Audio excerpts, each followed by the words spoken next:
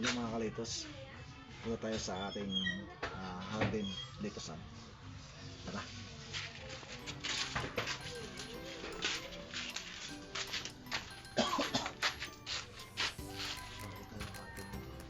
Mga kalitos.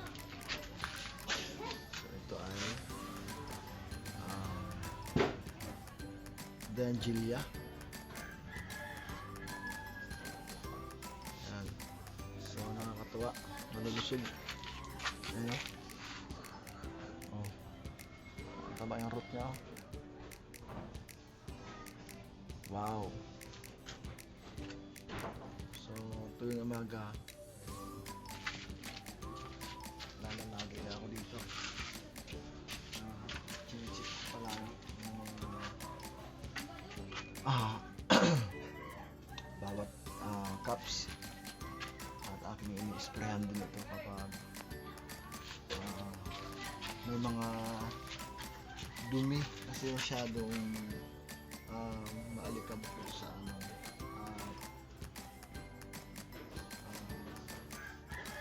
ini-sprayan ko yung mga dahon kasi sa palagi ko kasi ay napakasobra ka-sensitive ng ating lettuce. Kagaya nito, so hindi pa siya regular kalaki. So masyadong napaka-sensitive kapag yung mga dahon nila ay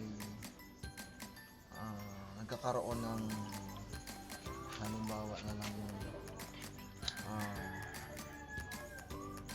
nagkaroon ng dumi o nagiging lason doon sa dahon nila.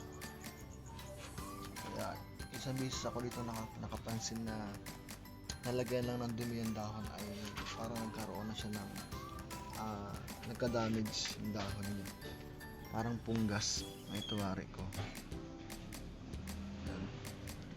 Simula yan dun sa ano yung may dumi. So ito yata yun.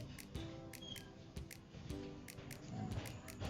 Parang ano siya yung tae ng insekto. Kaya napakamasilan.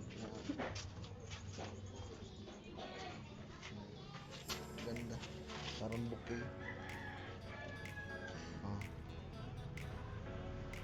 Yung root niya.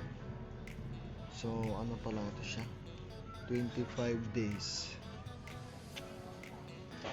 25 days siya. Ito.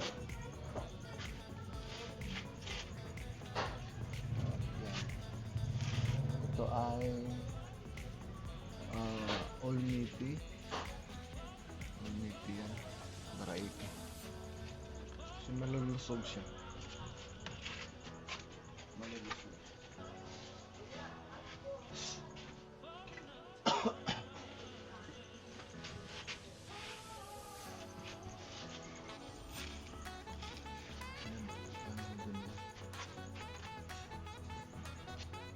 Nagkukos yung dumi ng mga ganito. Kaya para sa akin nila-sprayan ko siya para matanggal yung dumi sa dahon niya, malaglag yung mga dumi.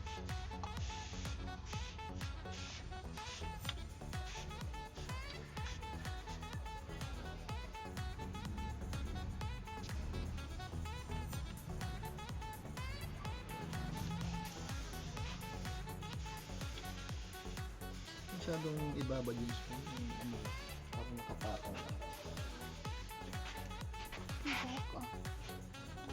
para maging yung dahon niya fresh kung sakaling dumating man yung init ang maano sila ng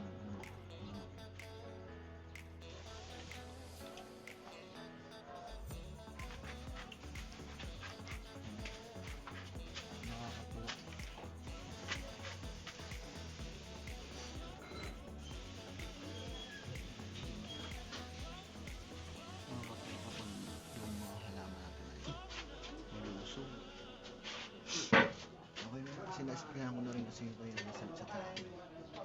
Na-sprayan ko na rin kasi yung kanina.